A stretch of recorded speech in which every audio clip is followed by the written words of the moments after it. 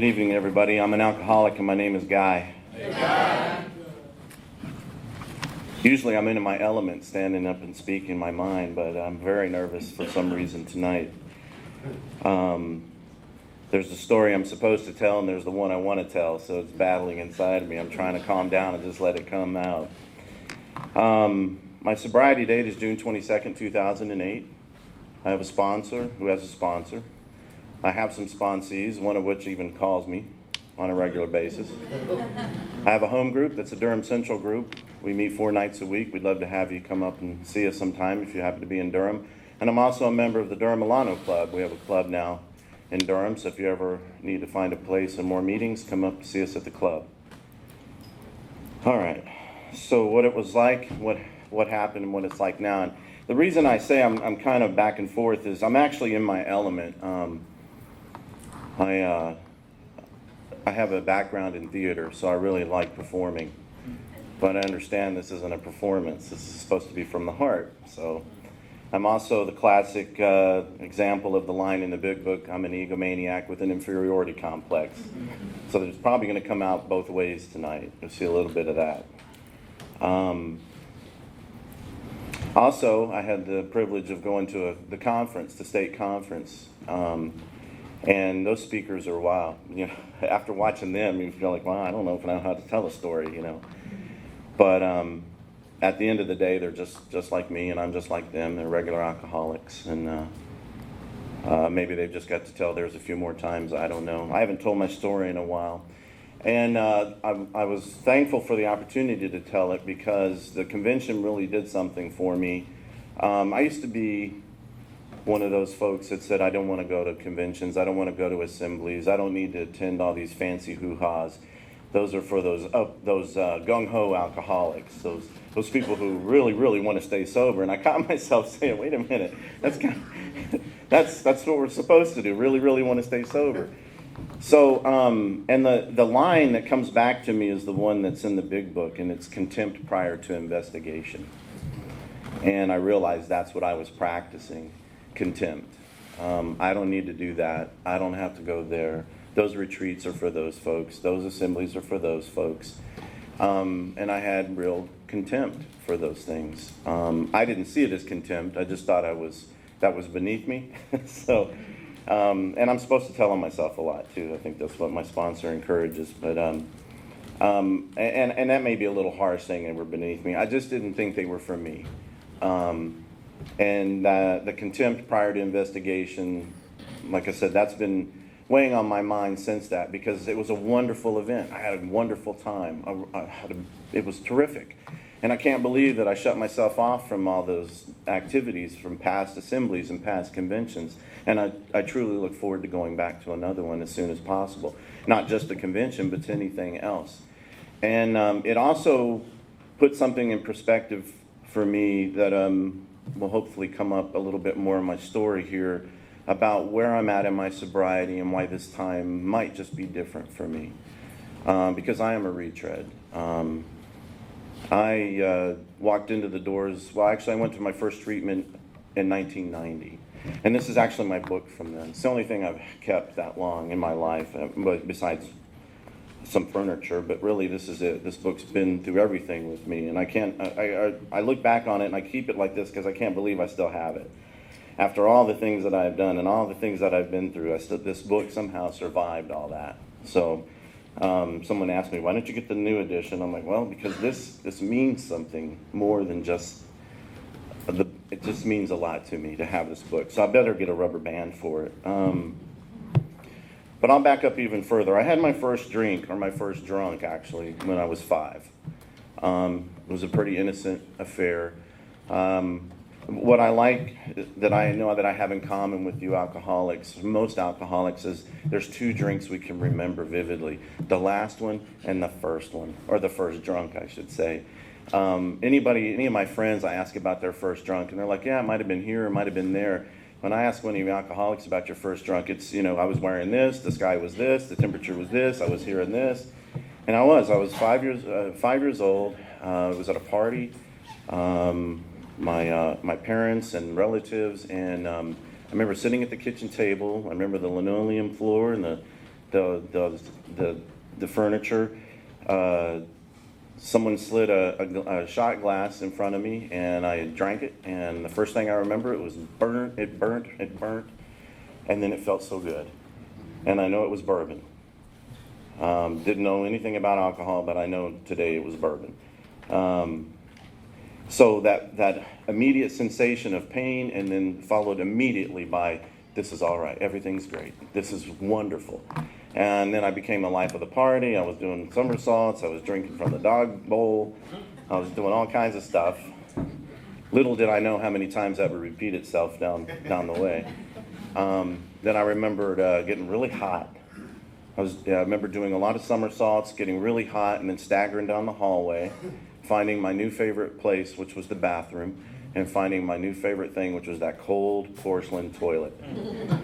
You know, and it felt so good to hug that toilet. Little did I know how many times that event would replay itself throughout my life. And to this day, I got to tell you, my most favorite place in the house is the bathroom. I love the bathroom. In fact, all the times that I would do a lot of hard drinking, it would be in the bathroom.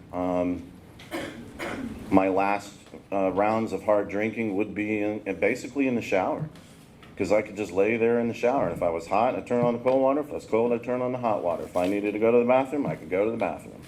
All I needed was a bottle. And the only thing I would do is slither out to put something on, to go across to the liquor store, and I'd come back to the bathroom. So it's amazing how we imprint some things in our lives, in our drinking lives. So anyway, that was my first drunk. But that you know, obviously I didn't continue to drink after that. That was just a one-off event. But I believe for this alcoholic, what that did was that triggered a craving and a sensation and a feeling that I chased for the next 40 plus years. I had probably started drinking again when I was around 12 or 13, hanging out on the weekend with one of my good friends. And our favorite thing to do would be go to the grocery store and ask people to buy us some beer. And it was amazing back then how about nobody ever said no. We never had to really bribe anybody. We never had to beg. We always got somebody to buy us beer. We were in 8th grade. And our favorite drink was Schlitz malt liquor tall boys. And if we had the money, we'd splurge for a bottle of sangria. We were living good. But I don't recall anything other than just having fun and getting drunk and then doing the usual cut up stuff that we would, you know, 8th graders would do, Catholic boys. Really in high school is when the drinking kind of started to take off. Now I'd always tried to be an overachiever, and where I grew up, I'm originally from Texas, by the way. I live in Durham now. I've been there since 2005. But I was born and raised in San Antonio, Texas, and then made my way up to Dallas, Texas. And the way we were raised was pretty much, you know, you make your own. You don't back down. Anything you're going to get because you're the top dog and you're the hardest one around. So everything was done, you know, at 100%, 110%. That's the way we were raised. Everything was done that way, including drinking. So in high school, there was a lot of activities I started participating in sports, had to be the best at the sport I was playing. I liked speech, had to be the best orator. Then I found drama, had to be the best actor. It was never good enough just to be part of. I had to be the best. I had to be the one that everyone looked to. And I will say that served me well, because I got what I wanted. Along those lines, as my drinking started to pick up, outside issues started to come in. But still, I wouldn't say that I was drinking alcoholically at the time. I was just enjoying drinking with my friends. We'd go out on the weekends, we'd spend what we had on beer, and we'd have fun, and that would be about it. It was in college now I'll back up a little. In high school was when I started having what I now know were alcoholic incidents. Had my first blackouts. And I recall vividly the first time I had a drastic personality change with drinking. Something that scared me at the time, but scared me, but not enough to stop or do anything about it. It was basically just started drinking early in the day, was going to a party that night. You know how we are, we got to get prepped. I remember passing out and then coming back to, and then drinking more, and then drinking through that, and then before I knew it, I was a raving lunatic, and I was smashing the doors up and down in my house, and running around screaming at everybody, and nobody could understand what the problem was. You know, they didn't understand what the change was. I didn't understand what the change was. Those incidents really didn't, like I said, I didn't know what those were. Just thought I was having a bad day, I guess. In college, I pursued my acting career into college. I had scholarships to theater. And basically the drinking was there because you're always doing something, but there was a lot of work. I was involved heavily with theater, so there was a lot of uptime, and then there was a little bit of downtime. Mainly after the plays, we'd strike the sets. That's when the cast parties would kick in, so there was a lot of drinking. Even more outside issues, and I would say during the college time there was more outside issues than there was alcohol, because it was time to experiment with these things. But there were alcoholic incidents. There were more blackouts. There were more personality changes. There was more violence. There was more, severe personality change. After I left college, I moved to Dallas. I had some friends who were running a theater, and I decided I didn't want to go to New York. That scared me. I didn't want to go to LA. That scared me too. But I knew some folks that were running theaters in Dallas, and I figured I'd go to Dallas and get my equity card, and then I could break to one of those two major markets. I probably would have a name and have a union entry, so I could go to one of those. And when I moved to Dallas, the theater was good. I was working in a job I really didn't care for, but it paid the bills, and my drinking really started to take off. I was alone, living alone. I still had lots of friends in the theater business, but I still would go home alone every night. I was just isolated, even though I was in one of these careers where you got lots of friends. So I didn't see a problem with drinking every night, and I didn't see a problem with drinking heavily. There were more blackouts and more personality changes. Other people then started noticing that and coming to me and talking to me about it. And I basically blew them off. Now, this is all under the knowledge that my grandfather and my father both died as alcoholics. But I couldn't admit that I was an alcoholic because I figured they were failures. They died, I'm still alive. I'm still kicking, and I can drink hard. I figured they were the ones that were alcoholics because they failed. They died from it. And both of them died pretty nasty deaths. My grandfather in particular died a really horrible death from it. But that didn't seem to faze me. I didn't want to buy into the fact that maybe I too could have this problem.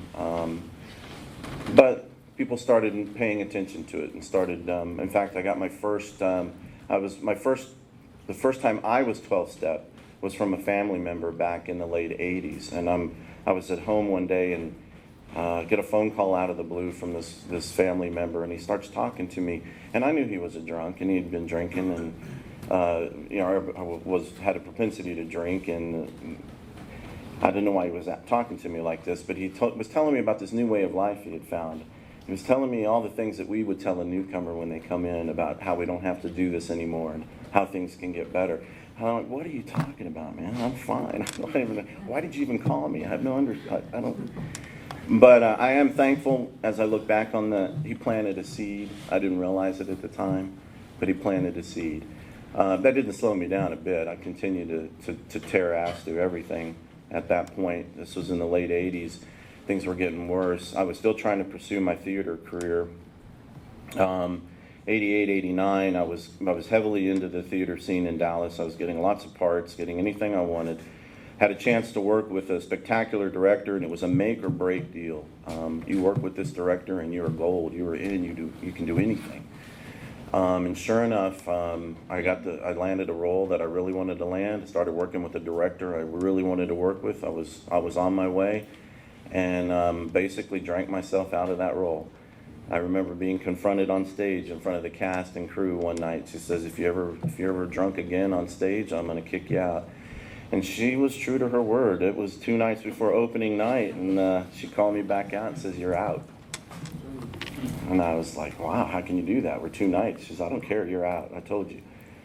Later on, I would find out she was one of us, and she was actually doing me more of a favor than I realized. But I hated her for it. I hated her. So I did what any good alcoholic would do at the time. I went and got more drunk and said, "I'll show you," and I just won't go to the theater anymore. I won't show you all my good acting. Blah blah blah. About that same time, I got involved with a girl, and in '89, we found ourselves pregnant. So I'm still drinking what I think is normally, but it's very heavily. Pregnant with a girlfriend, and had to make some choices. And I always had this tug in me that, okay, now I've got to be responsible. I've got to be a man, and I'll just shelve the acting career and get a job and support my family.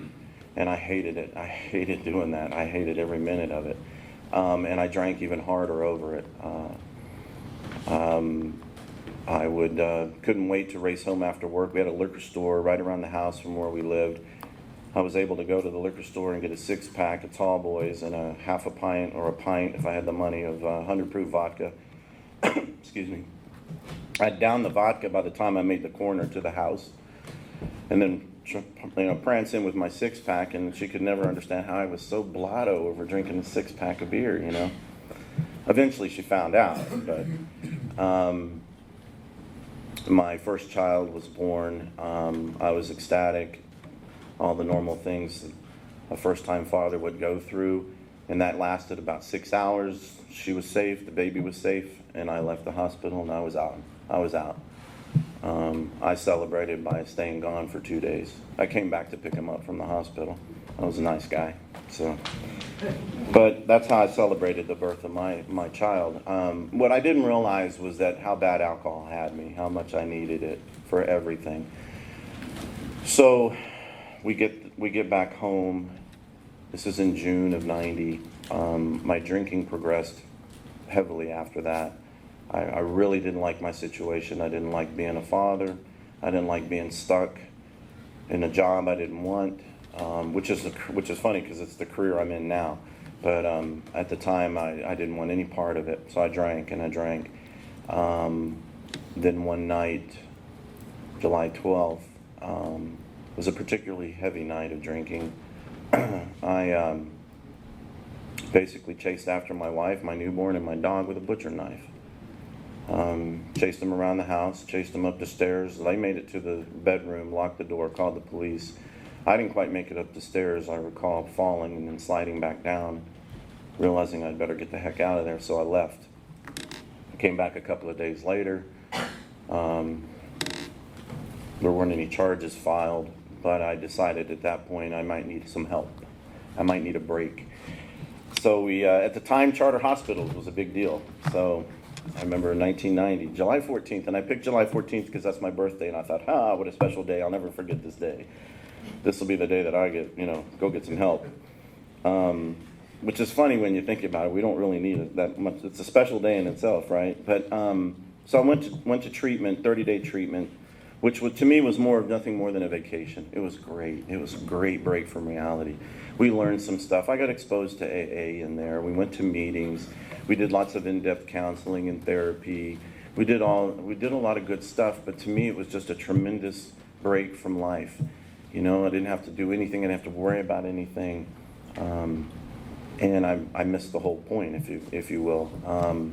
Like I said, I did get introduced to AA, but it just didn't seem like that was my issue, my problem. It was your problem, but it wasn't mine. My problem wasn't drinking, wasn't alcohol. My problem was getting drunk. If I could just learn how not to get drunk, I'd be all right. So that was another common theme that kept popping up. It wasn't about the booze, it was about the amount, the dose. Let me get that right, and then I'll be good. Because I really couldn't imagine a life without alcohol, and I really couldn't see alcohol as being a problem. It's alcohol. It's not, I didn't see it as the insidious foe that we talk about. So got out of treatment, came back home, still had my job, was working. And the reason I kind of run through that is because there's two stories, what it was like and what happened. Well, I got to say there was a lot of what it was like, and there was a lot of what happens. Basically, There was what got me in 1990 into the treatment. But from 90 on, there was a lot of going down. I had a lot of learning to do. I still had a lot of skin left on my butt, and I didn't realize that. So from 90 on, it started the roller coaster of going into AA, staying around for a little while, leaving, getting dry, and then getting drunk. And that's pretty much how my 90s went. Go to AA. And I would go to AA because, well, I could say I'm in AA now, so all is forgiven. Or I'm running back to AA, get off my case. I was using AA as the get out of jail free card, and it always worked. Oh, you're in AA. Oh, you're getting some help. And I had some wonderful people that worked with me and really, really, really wanted to help me. And I just never would let them in. I thought they wanted something from me, and they didn't. They just wanted to help me. But I would do the classic 3-step shuffle: 1, 2, 3, out the door. 1, 2, 3, out the door. Could never make it. Never really gave myself over to that decision of going forward. Never wanted to do the 4-step, but really what that was about was me not making the decision to go ahead and be in this program and do what I needed to do. And honestly, I still didn't see alcohol as the problem. Again, I saw being drunk as the problem. And I figured if I'm smart and I've done a lot of good things and I can do anything I set my mind to, I should be able to figure out how to drink and not get so drunk that I do stupid things and end up in bad places. It doesn't work. In 1998, started a particularly hard slide for me.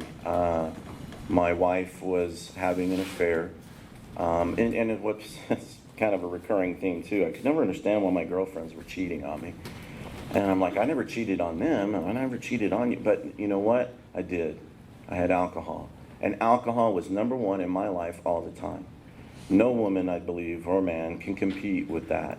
And they knew that. I was always going to have booze. It was my lover, my mother, my brother, my sister, my employer, my employee, you name it. It was everything to me. I didn't realize that, but I would always settle for the bottle over anybody and anything else. So I ran back to AA. I was trying to stay sober through this turmoil in my personal life. Had a job, still in a career I didn't like. That was wearing me down.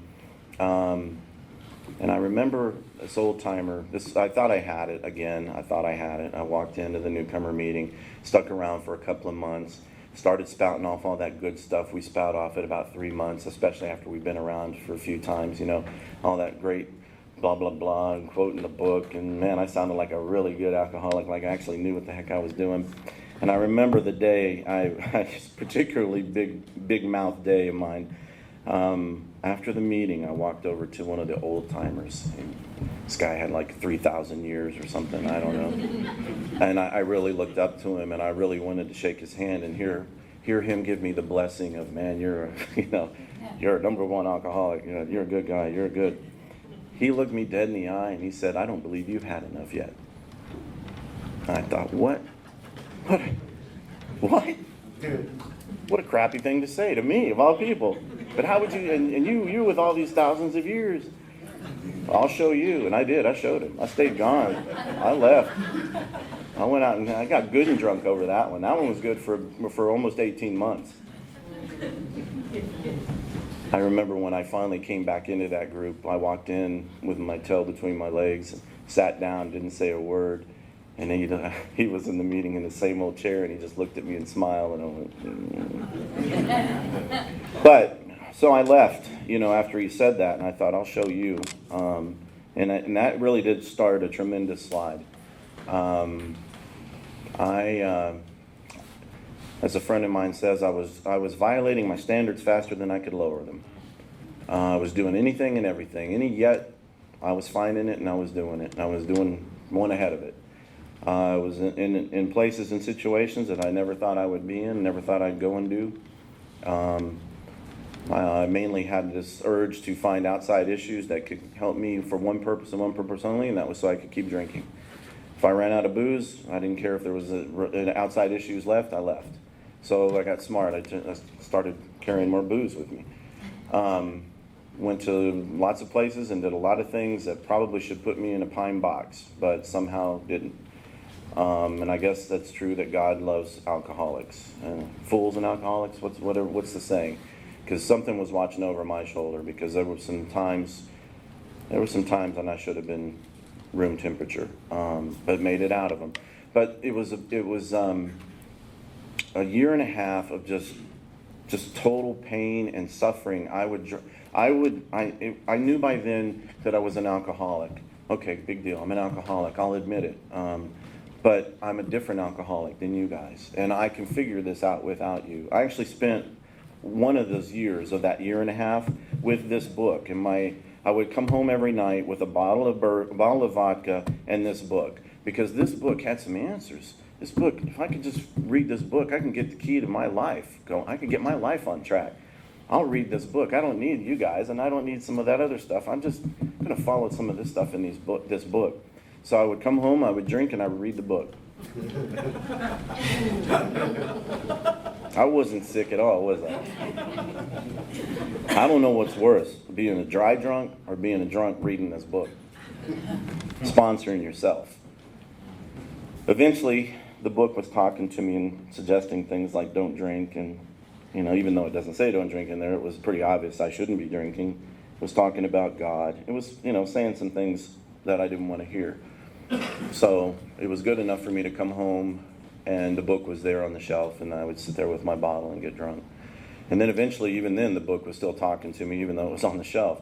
So I just kind of put it in the bookshelf and shoved it behind other books so it couldn't make any noise. And that's how screwed up I was. I would sit in my house knowing this book was there, knowing help was right there, just daring myself to get help or not get help, and just screwed up. I also knew what would happen if I got drunk. I would play this tape over in my head every Friday night. Don't get a bottle, because if you get a bottle, you're going to get drunk. And if you get drunk, you're going to go do those things you don't want to do. And you're going to be out of money by Sunday. And you're going to be back to this position Monday. And sure enough, I'd get drunk, and I'd go do those things I didn't want to do. And I'd be out of money on Sunday. And I'd be, sweating it out on Monday. And coming to about Thursday, and then Friday would be there. Yeah, I'm feeling pretty good. You know what? I think I'm going to go play this game again. I'll go get a bottle and sit there and go. And that went on, like I said, for the better part of 18 months. I would even drive around Dallas at the time, and I would pray as best I could that I would get pulled over. Because if they pull me over, they'll see I'm drunk. I'll get in trouble, and they'll make me go to treatment. They'll make me get help. I could not bring myself to giving me help. And the night I got stopped, I got pulled over one night, and I jump out of the car, and the cop goes, "You know where you're at?" And I go, "Yeah, I'm drunk as hell, though." He's like, "Well, you shouldn't be here." And I said, "Yeah, I'm just going to sleep it off here in this hotel, one of those hourly hotels." He's like, "Well, I better check out your car." And I go, "Yeah, but I'm really drunk. I'm extremely drunk. I'm telling him I'm drunk, driving drunk, been driving drunk." It's like, "No, I'm going to just check your car." So he checks my car, and he finds something in my car. It was my one and only felony arrest, which was odd because I don't recall having done anything to get me there. But anyway, I went to jail, and all I remember is that trip to jail. I was screaming at this cop for busting me for drugs and not DWI, because I wasn't going to get help with this. I'm just going to get fines and whatever. And I was just furious at the man for not doing what he should have done for me.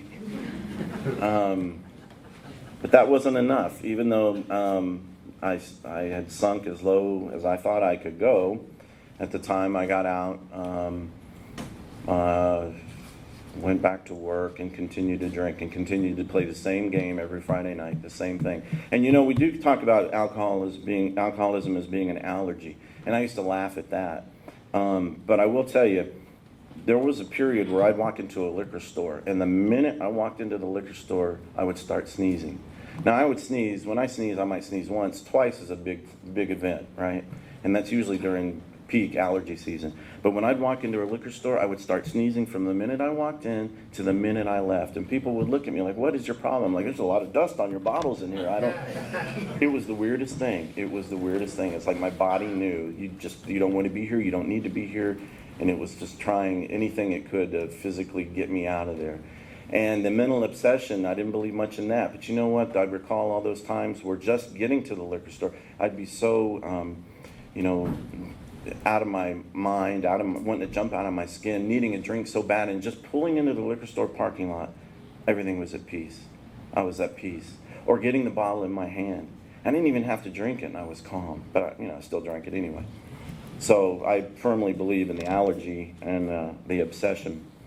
So hurry up in here. I had a great job at the time. Changed same field but different companies. They were giving me everything I could ever imagine, and I was doing everything to screw it up. I was ended up going into doing some pretty stupid stuff at a national convention, and these guys were great. They didn't want to fire me, and I said, no problem, I'll go to inpatient. So I went to inpatient treatment, and this was in 2000. And I really thought at that point that I was at the lowest I could be, and I was ready to do this thing. So in 2000, I'm going to inpatient treatment, and I go back to the original group where the old timer told me, I don't believe you had enough yet. And I actually did what you guys suggested. I got a sponsor, and I started working the steps. And I actually got, after a year, I got a service position, grapevine rep in the group. And I was attending all the events, and I was doing everything the good AA should be doing. And I worked all the steps. Hadn't quite gotten to have a sponsee yet. I was doing everything. And after about 2 years, I decided I really didn't need to do all that anymore. So I stopped going to meetings. I stopped talking to other alcoholics. I blew off the service position. And eventually, a lot of things, everything that I had lost, I got back, and then some. I got my kids back. I ended up moving to North Carolina and buying a house. First time I ever owned a house. All these wonderful promises were coming true in my life as a result of AA. But I wasn't going to the meetings, and I didn't want anything to do with it. I just was coasting on what I had. And that coast lasted about 7 years.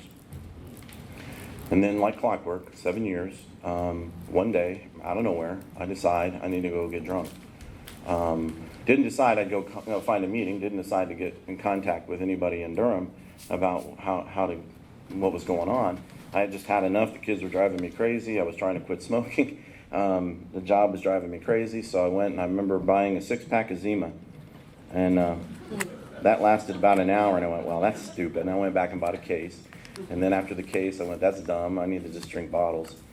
So that lasted about a year. And what I'm getting at here is the progressiveness of the disease. My relapses were harder, faster, and the recoveries from those relapses were getting worse. I didn't see it, but I sure felt it. But it didn't take much. So what might take months took days. The recoveries that might take days started taking weeks. And they were taking a toll on me. So in 2007, after celebrating 7 years by getting drunk, I got pretty tore up, and had a moment, I guess, and went and found Durham Central and went to my first AA meeting back. Now here was what I did. I detoxed for about 3 days because I wanted to walk into the room like I'd always walked into the room. I wanted to be clean, dressed fairly well. I didn't want to be sweating bullets around you. I didn't want you to think I was an alcoholic. I didn't want you to think I was that bad off.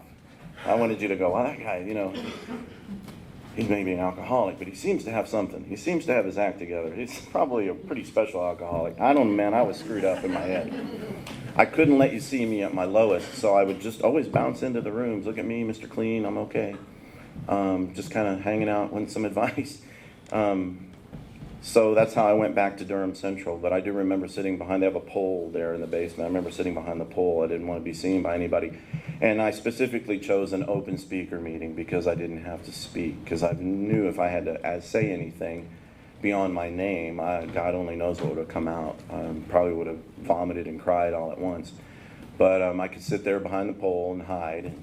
So I went back in, and all I did that year was be mad at the fact that I had blown away 7 years of sobriety, right? But I didn't really have 7 years of sobriety. I had 2 years of sobriety and 5 years of sobriety.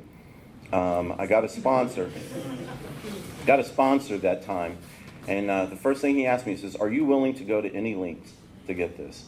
And I said, sure, as long as you let me know what those are.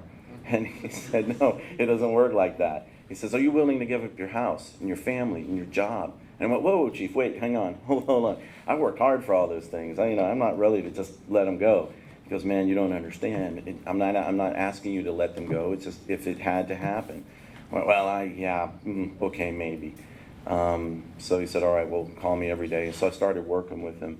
But I really didn't get it. I didn't get willing to go to any lengths.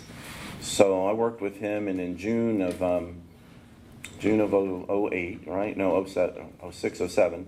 I should have been picking up a year chip, and instead I was picking up a drink. I had a business trip planned for out of town, and it was a Sunday night. I said, I'll go down to South Carolina, go down on Sunday night. I will come back and get my chip. So here's the theme. AA will always be there for me. I'll get one when I'm good darn and ready to get it. And they'll be so happy to give it to me. So I'll go do what I need to do. And I'd done everything. I hadn't let go of any defects, by the way. So I wanted to continue with some defects while I was down in South Carolina. So I had a plan for everything but how to stay sober. I didn't plan on going to meetings. I didn't plan on calling anybody when I was down there. The first night I'm down there, I go to a bar. I had no business being at the bar other than it was one of those bars that I like to go to. It involves poles and dollar bills. So we'll leave it at that.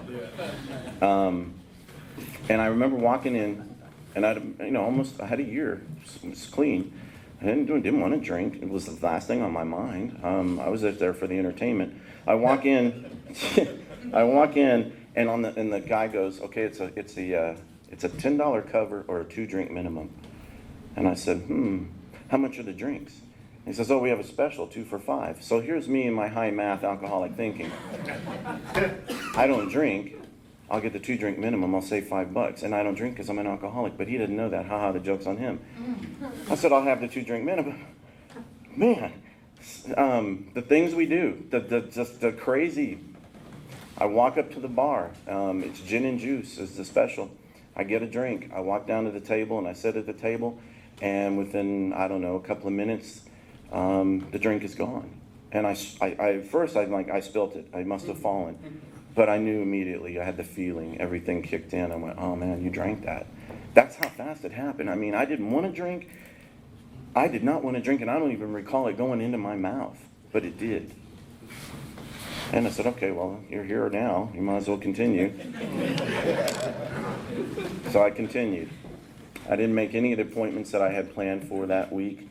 In fact, when I was doing my expense report for my job, I had looked at a place. I was in Orangeburg, and I'm like, these bastards, I better call them up. They charged me for 3 nights in this hotel. And my itinerary says I'm only supposed to be in there 1 night. And the more I looked at it and the more I looked at the receipts, I was there 3 days. I was in that town 3 days, drunk. Didn't know it. So I'm glad I didn't call them. But somehow I made it back up to Durham, drinking all the way up. I don't know how I didn't get stopped. I get to Durham, and I'm just tore up from the floor up. And I had a friend come over. We'd been in the program for about a year together. He says, I need help. I said, I need help too. And then he throws up blood, and I go, you need a lot of help. Let's get you to the hospital. But let's finish this vodka first. And the last thing I did before we went to the hospital is the man that's my sponsor now, I had his phone number, and I texted him one message that said, please help. The guy didn't know me. He knew my first name, and that was about it. So we went to the hospital because my friend's really bad off. They take a look at me and go, you need to come to this room. And I went into the room, and the doctor closes the door. They give me a shot, and I hear him turn around to the nurse and say, do not let that man leave. And I went, oh, yeah, wait a minute. We got a problem. I'm leaving this place. And then from out of nowhere, these 2 huge guys show up and cart me off. I was actually a lot closer to checking out than I had realized. The doctor, thank God, realized it first. They got me up to the room. So here I am thinking I'm doing my buddy a favor, and I'm the one that's knocking on death's door. And so about a day later, I come to, and in walks these 2 guys, and I'm so in a fog at this point. I think it's Yoda and Spock, because that's how they look. My sponsor walks with a cane, has a bald head, and I think that's Yoda. And it was my sponsor, and he says, yeah, we found you. It was hard. We didn't know your last name, but they had spent all day running down who I was, where I lived, going to my house, asking the mailman where my house was, finding my son there, asking him where I was at, and they came up to the hospital, and he says, because you said, please help. And he asked me the stupidest thing I've ever heard. He looks at me and he goes, and I've got tubes in both arms, right? He goes, have you had enough yet? Yeah. But, so that started our relationship, but I said my sobriety date was 2000, June 22nd, 2008, and I'd much rather refer to it as this, that the date my delusion was smashed was June 22nd, 2008, because in that hospital room with nobody else, I had what I believe to be my moment of clarity, and I believe I've had plenty of them. I was just paying attention this time. I went to the bathroom. There I was in the shower, or not the shower, but in the mirror. I looked in the mirror, and I had this moment that seemed to last forever, but was just in an instant. And I realized that everything I thought, everything I believed in, was null and void, was no good. I was utterly defeated. I knew that I couldn't run my life because everything I tried to do screwed it up and made it worse. I knew I was alcoholic, but I finally started to click into the fact that it controlled me. I didn't control it. And I realized I needed anything that I could get my hands on to help me out of this, because I was scared, because I thought I knew how to run the show, and obviously I didn't. So I remember going back to Central when they let me out of the hospital. My sponsor was there, and I knew what he meant when he asked me, are you willing to go to any lengths to get this? I said, yeah, I'll do anything you want. And I didn't pop through those doors, I crawled through those doors. And I didn't care if you'd asked me to stand in the corner and fart wooden nickels while singing God Bless America. I was going to do it. I asked my sponsor, I will do anything that you ask me to do. Show me how to do everything. Because I didn't trust me. I did not trust me. I didn't trust me to make a good decision or a wrong decision, because I knew how I could run with that. And what I had found was that alcohol was powerful, that it could come to you at any point, at any time, and that I had no mental defense against it. Even when I didn't want to do it, I was doing it. So I was more than willing. And all he asked me to do was call him every day, which turned into come pick me up, let's go make coffee at 6 o'clock for an 8 o'clock meeting, which I thought was really just... You know how it is. Its service was great. It was wonderful because we'd show up at 6 and we'd talk. And what that taught me was how to be intimate with another human being, specifically another man, something I had never done in my life. Because he knew that at some point we were going to have this deep, loving, intimate relationship if we were going to get anywhere past the third step. And that happened over making coffee, and that's where I learned how to do service and how to get sober by doing service. How to develop this relationship. And so we worked the steps, and I got involved, and I took the third step. The group was really my higher power, because me and God, we had a lot of in and outs. I'm Catholic, but it occurred to me, about 6 months ago, listen to me. I had a moment where I understood what a higher power was. And it was from reading Dr. Bob in The Good Old Timers. And then they talk about Henry Drummond, the greatest thing in the world. And it's read this for 30 days, each day for 30 days. So I thought he meant the whole thing. So I was trying to read it all. But what I discovered was, for me, God is love. And here's how I got to that. You see, when I drank for oblivion. But before I got to oblivion, I was quite insane. Insanity to me, the definition of insanity for me is this. When the will to survive, the instinct for self-preservation is the ultimate instinct. Without that instinct, none of them else matter. We don't have a will to do anything else. And when I drank, I violated that. And they say when you violate the instinct for self-preservation, you are insane. And I was. And people saw that in me well before I saw it in them, because they'd look in my eyes and they wouldn't see anything looking back. And that scared them, because at that point I didn't care. I was ready to burn the world down. I was ready to take everything and anyone out with me if I had to. I wasn't in my right mind. So I didn't really care for myself. And when I came in, you guys said, let us love you until you can love yourself. And you guys didn't love me because I needed it the most. You loved me because I deserved it the least. And you taught me how to love. And you taught me what love was. And you kind of taught me, you gave me back that instinct for self-preservation. You gave me back the, I was always indifferent about things. And I stopped being indifferent because I couldn't give away what I didn't have, and I couldn't have it if I was indifferent. So in a roundabout way, what you guys gave me was love, and I learned to love, and then I could give love away. And love is many things. It's not just the hug me, kiss me love. So that love is what turned me, returned me back to sanity. And that's what I carry with me today. The thing that really inspired me the most from this conference is because I was trying to put my finger on what is that one thing that was always holding me back. I've been in and out. I've done it. I've done a big stretch. What was holding me back? Well, number one, putting a bottle in my mouth. That obviously was holding me back.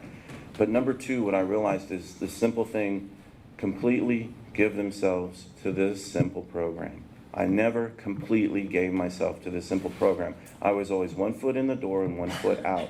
I wanted to reserve that foot out so I could make a break for it if I needed to. And until I just gave in 100% and stayed in 100%, and that means going to meetings, picking people up, doing anything and everything, going to conventions, going to assemblies, not having the uppities and then the me's. It's giving myself 100% to this simple program, because until I could do that, I could not stay sober. Now, I don't know if that's the key forever, but it's the key today, and it's a pretty good one.